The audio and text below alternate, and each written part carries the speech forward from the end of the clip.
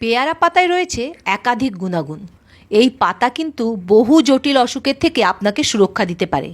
কি কি রোগ থেকে সুরক্ষা দেয়, খাবেনই বা কীভাবে, জেনে নিন। জলে 4টে পেয়ারা পাতা সিদ্ধ করে নিন।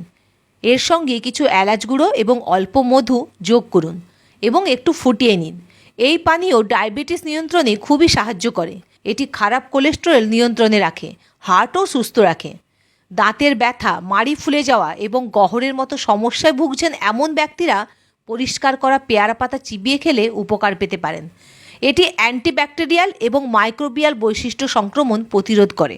যাদের রোগ প্রতিরোধ ক্ষমতা কম, তারা পেয়ারা পাতা ভালো করে পিষে তাতে অল্প লবণ দিয়ে ভাতের সঙ্গে খেতে পারেন। এতে রয়েছে প্রচুর পরিমাণে ভিটামিন সি। পেয়ারা পাতায় প্রচুর পরিমাণে অ্যান্টিমাইক্রোবিয়াল গুণ রয়েছে। এটি হজম স্বাস্থ্য উন্নত করে। এই রস খেলে মাসিকের ব্যথাও কমে যায়। ফল হিসাবে পেয়ারা ওজন কমাতে সাহায্য করে। ঠিক তেমনই এর পাতাও কিন্তু শরীরের ফ্যাট গলাতে সাহায্য করে। আর এতে রয়েছে অনেকটা পরিমাণে ফাইবার। এই ফাইবার দেহের ফ্যাট মেটাবলিজম বাড়িয়ে দেয়, ফলে দ্রুত মেদ কমে।